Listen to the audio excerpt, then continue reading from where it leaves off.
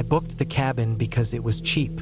That's the honest reason. I was going through a stretch of long shifts, bad sleep, and noisy neighbors. I needed quiet.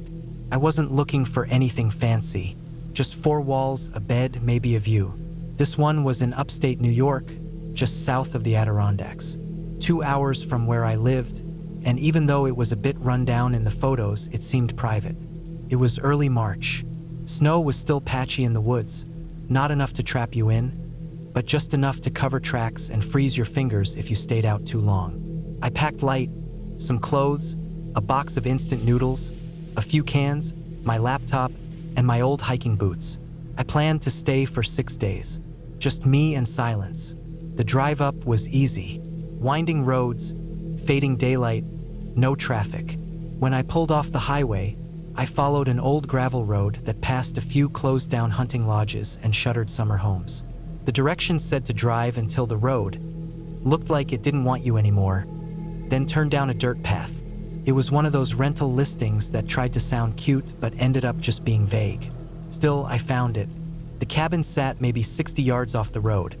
A small brown thing with dark shingles and a tiny porch. It looked like it hadn't been touched in years, though I could see recent tire tracks leading up to the side.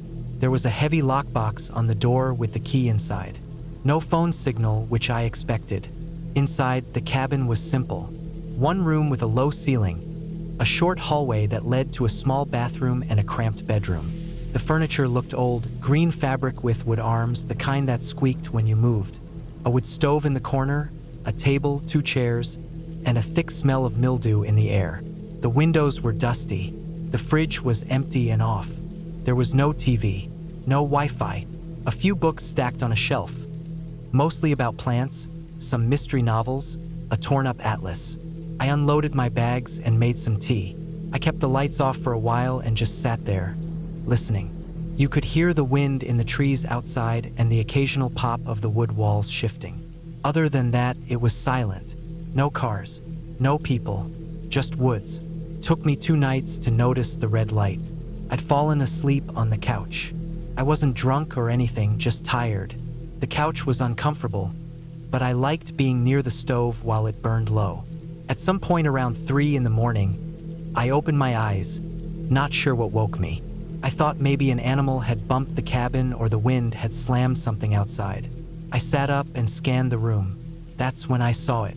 A faint red, high in the rafters, above the beams that ran along the ceiling near the back of the room. It blinked once, then stopped. Just a tiny light like the kind on a smoke detector, but I'd checked the cabin earlier. There were no smoke detectors. The ceiling was wood and dust. I stood up and stared at it.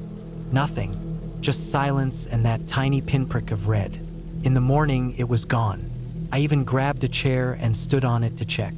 No blinking light, no sensor. I thought maybe I imagined it. Or maybe it was a reflection from the stove, maybe? But the stove didn't have any lights. I shook it off and told myself not to be stupid. That day, I went for a long walk through the woods. I followed an old trail behind the cabin and found a broken hunting stand about a half-mile in. Trees were thin and dead-looking, still holding on to winter. I felt watched out there, but I chalked that up to being alone. Everything feels like it's watching when you're not used to the silence. That night, it was back. The red light. This time, it didn't blink. It stayed on. I turned on the lamp, stood on the same chair again, and tried to find the source. There was nothing. No electronics, no reflective surface. But when I turned the lamp off again, it reappeared. I don't scare easy, but I felt it then, that deep, cold kind of fear that settles into your stomach. I didn't like it. I didn't like that I couldn't explain it. I didn't sleep that night. I kept the lights on and sat in the chair, facing the rafters, trying not to blink too long in case it turned off again. In the morning, I tried to shake the feeling, but I couldn't. I stepped outside and walked around the cabin, studying the roofline. Then I saw something that made me stop. On the back corner of the cabin, up near the rafters, was a small hole. A perfectly drilled circle, maybe an inch wide. It wasn't a natural gap. It had been made with purpose, directly in line with the beam where the red light had been. I grabbed a stick and poked around in the hole, but it was too deep to see into. I couldn't get a good angle from the outside, and the ceiling inside didn't show anything obvious. I thought maybe it was part of an old wiring system, something outdated, something nobody removed. But then again, the light was real. I'd seen it. Something powered it. That night, I sat in the dark again, just to see if it would return. It did. Only this time, I realized something else. There wasn't just one light. There were three. One in the rafters, one near the hallway, one above the front door. They were all in places you wouldn't look unless you were trying. None of them blinked anymore. They just stayed on. Barely visible, faint little dots, but there. I didn't sleep. I stood in the center of the cabin, heart pounding, staring at them. I felt like I'd stepped into something I wasn't supposed to find. The whole place felt smaller now, like the walls were closing in. I turned the lamp on and looked again. Gone. Next morning, I made a decision. I grabbed the chair, a flashlight, and my screwdriver, and I went after the rafter first. I climbed up, hands shaking, and used the flashlight to scan the beam. That's when I saw it. A pinhole in the wood. Dead center, almost invisible unless you were a few inches away. I chipped at the wood gently. Behind it was something small and black. Plastic. A lens. There was a camera inside the rafter.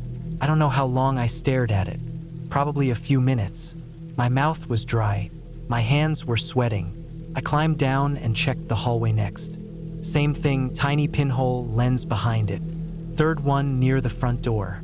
Another one. 3 hidden cameras. No wires. No power cords. They were embedded and hidden inside the wood. Probably wireless. Probably battery operated. I didn't know. I just knew someone had put them there. Someone had been watching. I tore through the rest of the cabin after that. I flipped the mattress, pulled out drawers, checked under the sink, behind the toilet, under the stove. I found 2 more. One inside a wooden vent cover near the floor, another behind a painting of a moose that was nailed to the wall at a weird angle.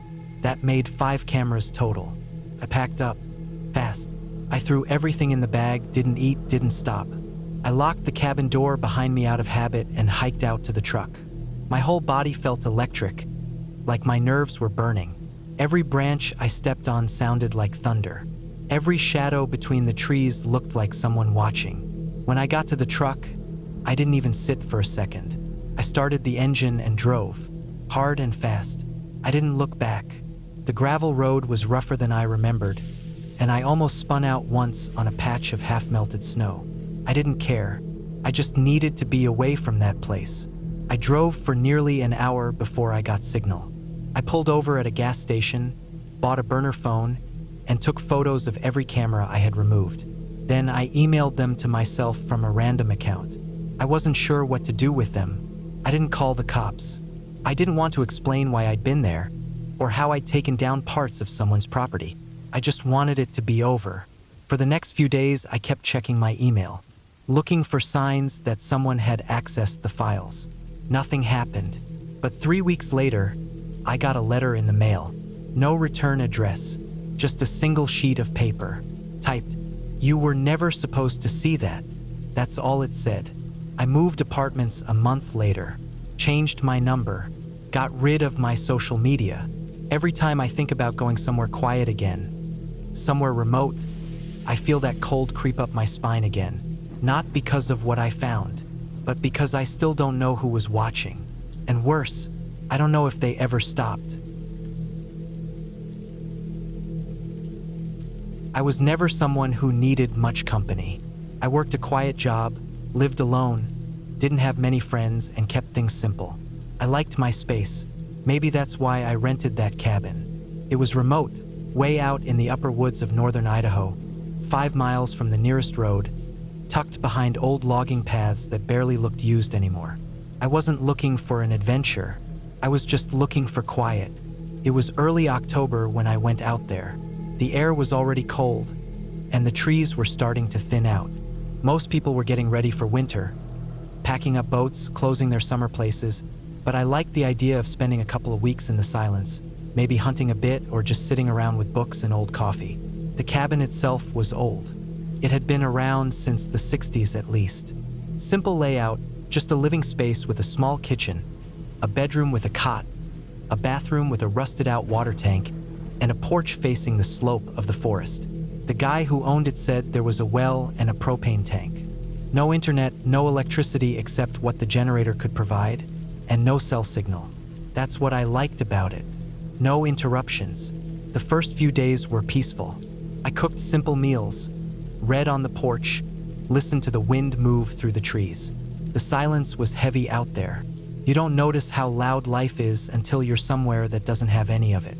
Just your own breath, the groan of the wood in the cabin when the air cools at night, and maybe the cry of a hawk once in a while. I did some walking around, too. The woods were thick in places but thinned out up the ridge. I found the old logging road again on the second day and followed it for a while. It looped down toward a dry creek bed, crossed it, then curved back around toward the east.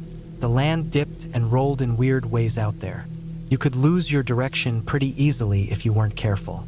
I marked a few trees with strips of orange tape on the way out and followed them back in. By the fourth night, I started to feel uneasy. It wasn't anything loud or dramatic, just a creeping sense that something wasn't quite right. The animals were quieter than they should have been. I didn't hear owls or see any movement in the brush when I sat out at night. Even the squirrels that had been making a racket in the trees were gone. I told myself maybe it was the cold, maybe a storm was coming. The fifth day, I went out a little farther than usual. I brought the rifle not because I felt unsafe, but because it was just smart. You never know what's out in the woods. Mountain lions, moose, even bears that haven't settled in for the winter. I followed the logging path again, but took a different split.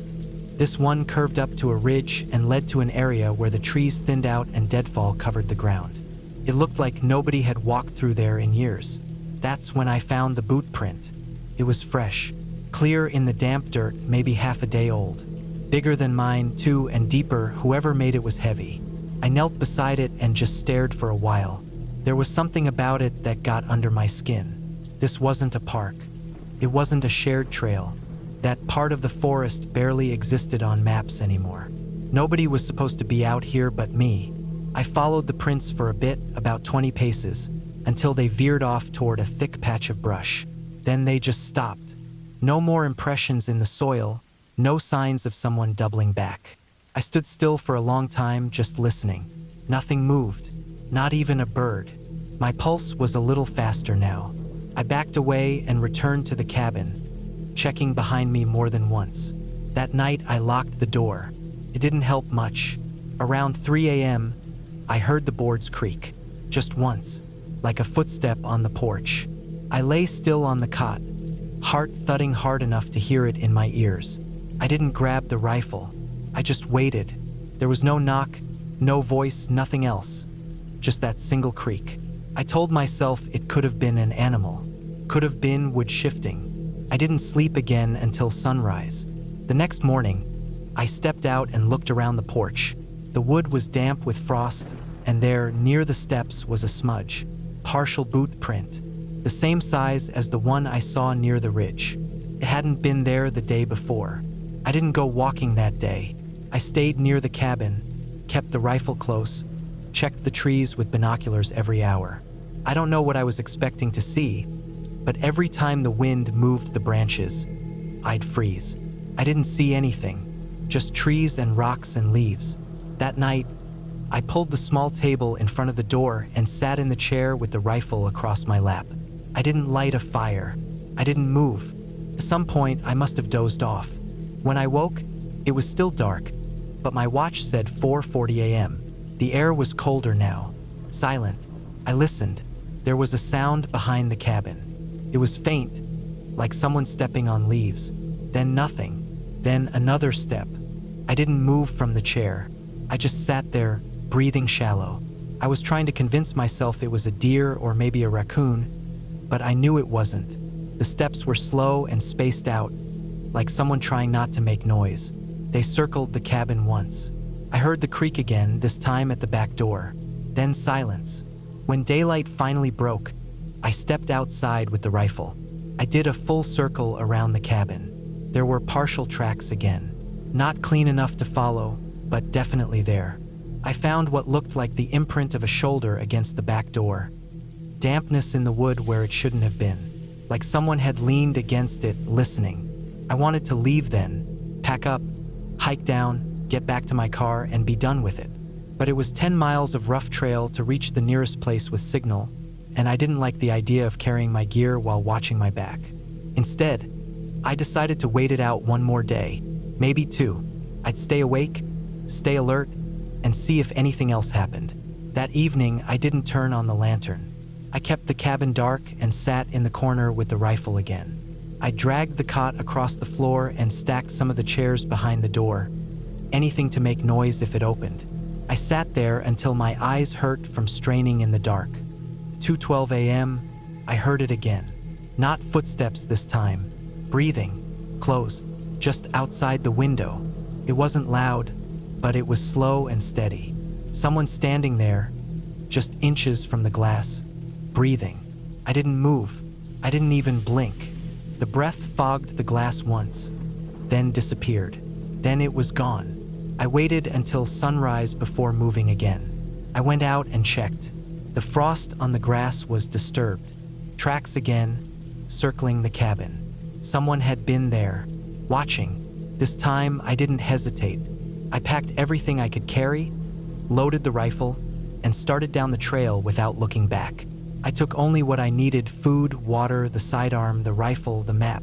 I moved quickly, checking behind me every couple minutes. About 2 hours into the hike, I heard movement in the woods behind me. It wasn't loud, just a soft rustle now and then, but it followed, always 30, maybe 40 yards back. I'd stop, it would stop. I'd walk, it would start again. I never saw anything through the trees. I didn't stop moving until I reached the trailhead where I'd parked. My truck was untouched. I threw everything in the back, locked the doors, and drove for nearly 2 hours before I stopped at a gas station. I didn't even look at the woods while I filled up. I just kept going. A week later, I got a call from the guy who owned the cabin. He said someone had broken in. They didn't steal anything, but the back door had been kicked open. The cot was slashed. A single chair was left in the middle of the room. And on the wall, above the stove, someone had used charcoal from the fireplace to write, "You were never alone." I never went back. Not to that cabin. Not to those woods. I took a week off work to be alone. I wasn't running from anything in particular, just needed space. I'd been dealing with stress, lack of sleep, that hollow, tired feeling that doesn't go away even after 8 hours. I wasn't depressed or anything, just burnt out. I wanted to disappear for a while, and I figured renting a cabin would do the trick. I found a listing on a site that mostly featured rural stays. It wasn't advertised as fancy, just a self-sustaining cabin for rent by the week, out in a heavily wooded area of Maine. The photos were simple. A squat wood cabin with a metal roof, set in a clearing with no other buildings around. The place had solar panels and a generator, no cell signal, and the nearest town was about 40 minutes away. That all sounded perfect to me. I drove in on a Monday morning with a full cooler of food, a few jugs of water, and basic gear. I didn't plan to hike or explore much, just wanted to cook, sit outside, maybe read and sleep. The road got worse as I got closer. Dirt gave way to loose gravel, then to just twin ruts in mud. Pine trees hemmed in the truck so close on either side I kept checking my mirrors, thinking I'd scrape them off. When I finally reached the clearing, I was relieved. The cabin was exactly like the photos. Low, broad, plain, with a tiny front porch and a stack of firewood beside the door. There was no yard, really, just thick brush and trees that started about 20 feet from the porch. I parked and unloaded, carrying everything inside in one trip. It felt good to shut the door behind me, to let the silence soak in. Inside, it was cozy. No drywall, just exposed timber and plank flooring. A propane stove, a wood stove for heat, a small counter with a sink that drained into a gray water tank, and one narrow bed against the wall. There was a table, 2 chairs, and a battered recliner next to a window. The generator was outside in a shed and powered a few outlets and some overhead lights. Simple but comfortable. Someone had stocked the place with dishes, matches, blankets, and a basic toolkit. There was even a little metal safe mounted in the floor near the door. I didn't touch it. There was one thing I hadn't expected, though: a large, locked chest freezer sitting against the back wall of the cabin. It looked old, heavy white plastic with rust at the hinges and a big padlock looped through the latch. There were scratch marks all over the surface, like someone had slid it around a lot. It was plugged in and humming softly. I walked around it once, curious, but didn't think too much of it at first. Maybe the owner stored meat or something in it. Some people hunt or fish up here. I didn't plan on needing it, so I ignored it. The first 2 days were peaceful. I woke up when the sun came in the window, made coffee on the propane stove, and sat on the porch with a blanket. I read, scribbled some thoughts in a notebook, made simple meals, and napped when I felt like it. It was cold at night, but the wood stove did its job. The forest was quiet except for birds and the occasional wind pushing through the branches. But the third night, I woke up for no clear reason. It was around 2 a.m. I remember because I had a wind-up watch sitting on the little table beside the bed. I didn't hear anything at first, just silence, but I was wide awake like I'd heard something without remembering it. I lay there listening. Then I heard the sound. It was faint, distant, but it came from inside the cabin. A dull clunk sound. I sat up slowly and waited. A few seconds passed. Clunk. It wasn't random. It had rhythm. About every 10 or 15 seconds, it happened again. I thought maybe something had shifted. Sometimes furniture settles or a house creaks, but this wasn't that. I stood up, barefoot, and padded across the cold wood floor. I crouched near the center of the room and waited. When the sound came again, I could tell where it was coming from. The freezer. It was coming from inside the locked freezer. I just stood there, not moving, barely breathing. Clunk. Not loud, but deliberate. Something inside was moving, or at least tapping against the walls of the freezer.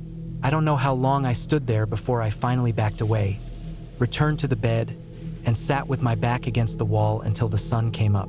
The sound stopped after a while. I kept thinking maybe something had shifted inside. Frozen meat sliding against itself, or the ice inside cracking. But it didn't sound like that. It sounded controlled, like something tapping from inside, waiting. In the morning, I examined the freezer again. The padlock was still on it. The hinges looked untouched. I ran my hand over the surface. Cold.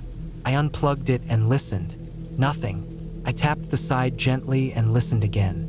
Nothing. Still, I couldn't let it go. I thought maybe it was just my nerves. I hadn't talked to anyone in days. No phone, no radio, no company. Maybe my brain was starting to invent things. I went for a walk, left the cabin behind for a few hours. That helped. The woods were still damp from morning frost, and the sunlight breaking through the trees made everything feel normal again.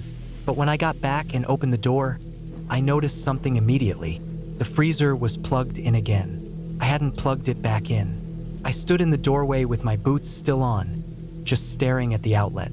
I was sure I had left it unplugged before I left. I even remembered winding the cord around the back leg. Now it was straightened, neatly tucked behind, and humming like before. I walked over and unplugged it again. I left it that way. That night I couldn't sleep. I kept staring at the shape of the freezer in the dark, barely visible from where I lay.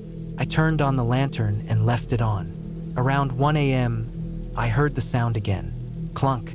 Then again. Clunk. I got up, dragged the table across the floor, and placed it directly in front of the freezer. Then I put one of the dining chairs on top of the table and angled it so the legs pressed against the freezer lid. It wasn't much, but it made me feel a little better. Then I laid back down and stared at it until I passed out. In the morning, I found the table moved 2 feet from where I had left it. The chair was toppled. The freezer was still closed, but it was plugged in again. That was the last straw. I packed everything: cooler, clothes, food, gear, shoved it into bags and loaded the truck in under 10 minutes. I didn't clean anything. I didn't shut the propane off or cover the firewood. I just wanted to leave. But before I left, I did one thing. I tried to open the freezer. I had a crowbar in the truck. I used it to pry the hasp open. The padlock snapped off with a loud crack. I braced myself and lifted the lid. It opened slowly, heavy with frost. Inside, it was almost empty, just a thin sheet of ice across the bottom. A few empty vacuum-sealed plastic bags, and a small cloth bundle near the back.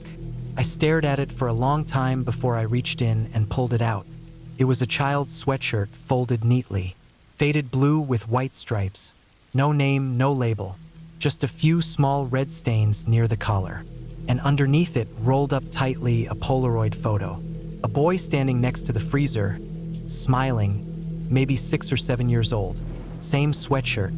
In the background, the cabin wall. Same wood grain, same nails. Behind him, on the freezer lid, a note was taped. The words were blurry in the photo, but I could just barely read them. Do not open. Never open. That's when I dropped everything, ran outside, and drove. I didn't stop for hours. Not until I was back near a highway and saw other cars again. I didn't call the police. I didn't know what I would say. That I rented a cabin and opened a freezer and found a photo? That I heard noises? I wasn't sure they'd take me seriously. I deleted the rental site from my bookmarks. I didn't contact the owner. I didn't leave a review. I didn't tell my friends. But for months after, I checked my locks 3 times before bed. I installed cameras around my house. I couldn't sleep if the fridge made a weird noise. I kept thinking about that photo, who the boy was, what the freezer was really for, who put the lock back on after I left. I looked up the address once. The listing was gone. The property didn't even show up on satellite maps. Just a blur of trees. No roads, no clearing, like it had never been there. But I know it was, and every now and then, I wonder if someone else booked a stay there after me. Someone else unplugged the freezer. Someone else pried it open. And I wonder what they saw, or if they left, or if they stayed. I needed a break from everything. That was all there was to it. Work, people, the noise. I wanted silence, and I figured the best place to get it was in a cabin deep in the woods. Just me, a few supplies, and a week away from anything with a screen or a voice. I booked a small off-grid place in northern Minnesota. It wasn't listed on any of the big rental sites. I found it through a tiny forum post. A man had written that he was willing to rent out his hunting cabin during the spring, and I emailed him. We set it up. It was cheap. Too cheap, probably, but I didn't care. It looked old and plain, a single room with stove, an outhouse maybe 30 yards away. Just what I wanted. I drove up in my beat-up truck. It was late April, so the snow had just started to melt, leaving behind mud and wet leaves that stuck to my boots. The last part of the drive was on an unmarked dirt road, weaving through pine and birch trees. My GPS lost signal a while back, but I had directions printed out. I followed them closely. Eventually, the road ended in a small clearing. The cabin sat near the edge of a short drop-off, maybe 20 feet above a half-frozen creek. It looked abandoned. Paint was peeling off the exterior walls, the roof had patches of moss and black streaks, and one of the porch steps had sunk into the ground. But it was still standing, and that was enough for me. I parked and got out. The silence was exactly what I wanted. No traffic, no humming lights, no other people. Just trees, wind, and the occasional snap of a branch somewhere out in the woods. Inside, the cabin smelled like old wood and ash. It had a cot against one wall, a small table with 2 chairs, and a wood-burning stove in the corner. There were a few shelves with dusty cans and jars, but I had brought my own food. No running water, of course, but there was a large barrel to collect rainwater and the outhouse out back. I settled in quickly. The first 2 days were quiet. I chopped some wood, read a book, wrote in my notebook, and took short hikes during the day. At night, I used a lantern or flashlight. I kept the fire going to stay warm. It was peaceful. Then on the 3rd night, I heard the first sound that didn't feel like it belonged. It was late. I had just put the fire out and climbed into the cot with my sleeping bag. I was still half awake, lying in the dark, when I heard something behind the cabin. A crunch, then another. It sounded like someone walking through wet leaves and underbrush. Not a deer. The steps were too slow, too spaced out. I held my breath. The sound moved from behind the cabin to the side. A few more crunches, then silence. I waited. Nothing. I didn't have curtains on the windows. I lay there, staring at the ceiling, trying not to move. After a while, I convinced myself it was an animal. Maybe a bear passing through. They were waking up from hibernation, after all. I eventually fell asleep. The next morning, I walked around the cabin. There were boot prints in the mud. Not mine. Mine were heavier, round-toed. These were narrow and pointed. They went from behind the cabin to the side window and disappeared into the woods. I stood there for a while, just looking at them. The prints hadn't come from the road. They came from the opposite direction, through the trees. Someone had been watching. I told myself it might have been a hunter, someone checking the area out. Maybe they didn't even see the cabin. But the prints had gone right up to the window. I didn't sleep well that night. I kept the fire going and held my flashlight in bed, switching it on every time I thought I heard something. The next day, I hiked further out, thinking maybe I'd clear my head. I took my backpack, a water bottle, and a hunting knife. It was still chilly, and I could see my breath when I stopped walking.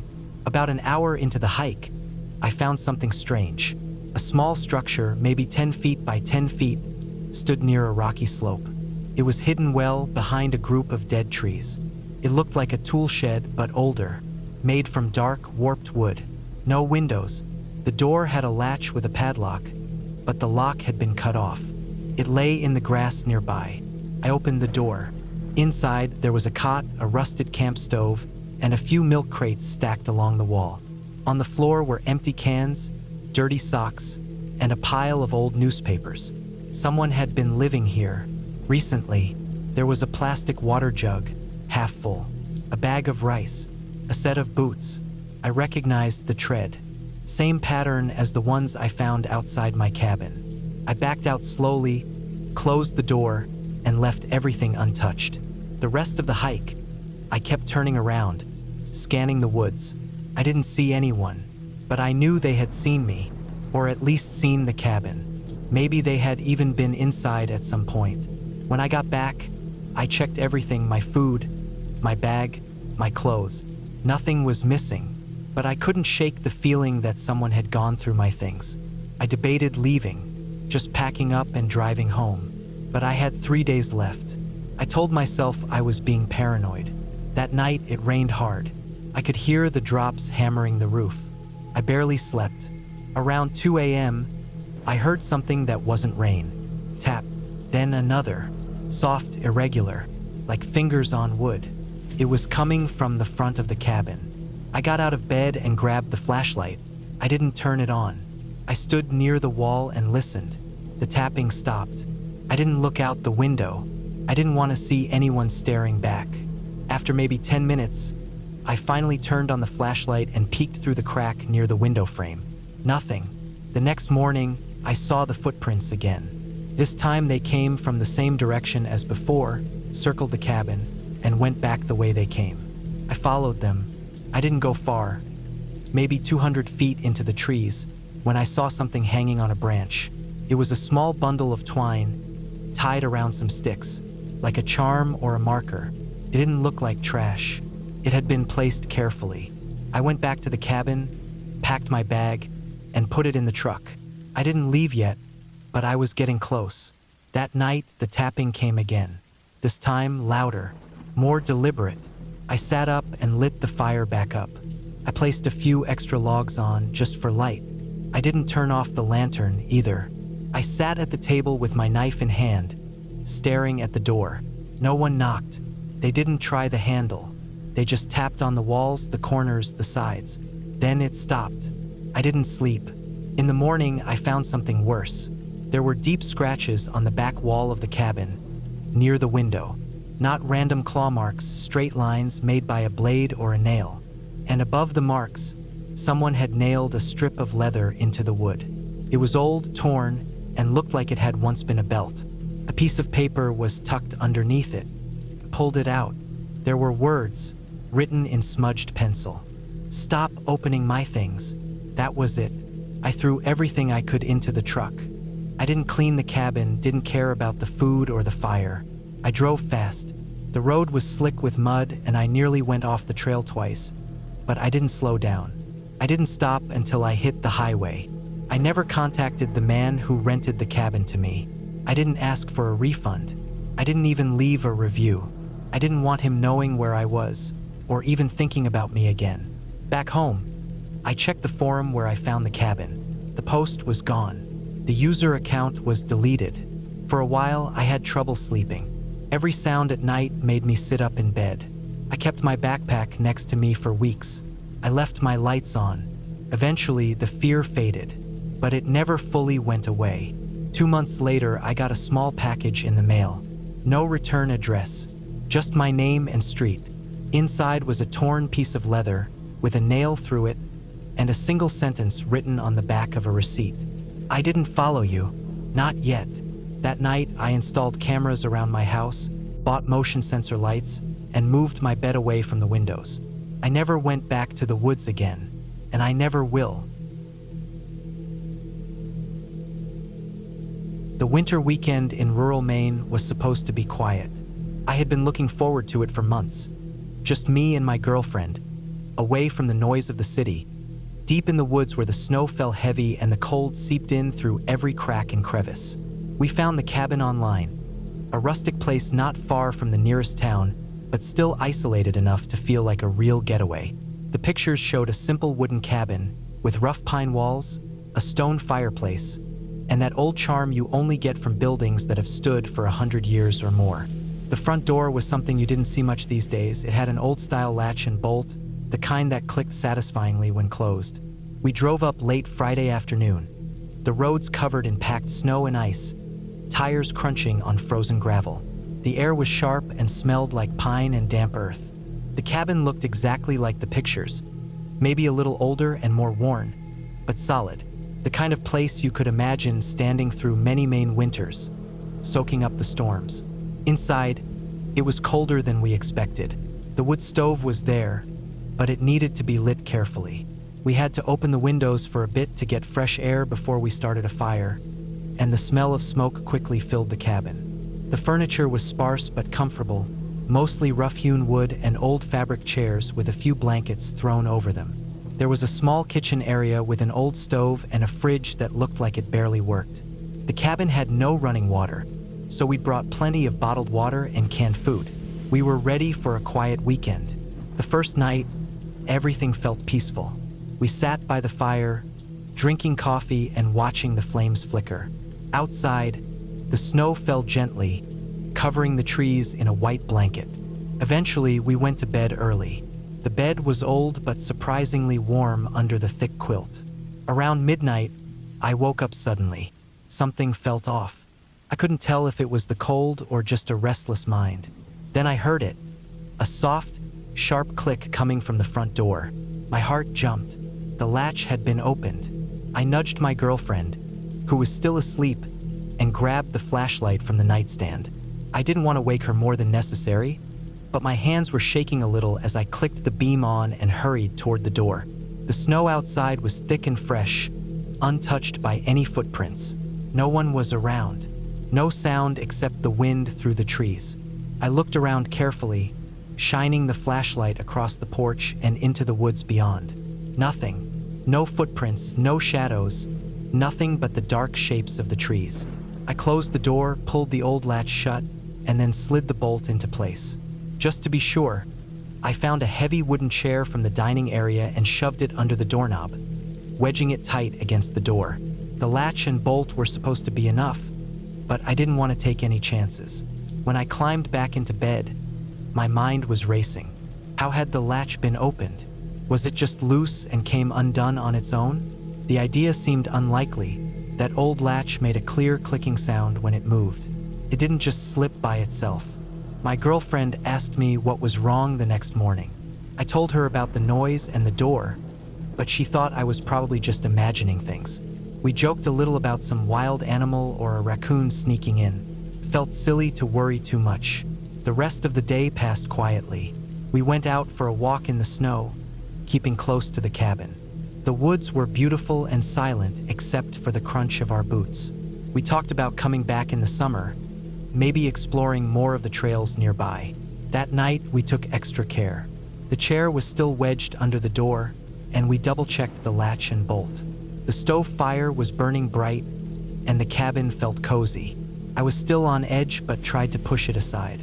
After all, it was just one strange thing. The next morning, the first thing I noticed was the door. It was open again. The chair was no longer wedged under the doorknob. The bolt was still in place, but the latch had been lifted. The heavy wooden chair was pushed aside, lying on its side by the door. My stomach sank. I ran outside, looking for any sign of footprints in the snow, anything that would explain what had happened overnight. The snow was fresh, no tracks around the door, no disturbed patches on the porch or nearby ground. It was as if someone had been there but left without leaving a trace.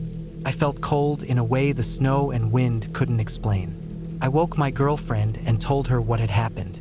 She was frightened too now, and we both agreed we shouldn't stay another night. We packed quickly and left before the sun was fully up, driving back toward the city with the heater on full blast, both of us quiet and tense. Months later, when the winter had ended and spring was creeping into the trees, I got a call from the cabin owner. His voice was low and serious. He told me someone had been caught squatting in the attic space of the cabin. Someone who had a key. I didn't ask questions. I just listened. Apparently, the squatter had been living there unnoticed for some time, using the attic as a hidden room. He had a key, one that fit the front door's old latch and bolt perfectly. The cabin owner had found out only because of a tip from a local who had seen strange activity near the cabin. It explained everything. The door opening in the middle of the night, the missing chair, the absence of footprints. The squatter had a way to get in and out silently and had been hiding above us all along.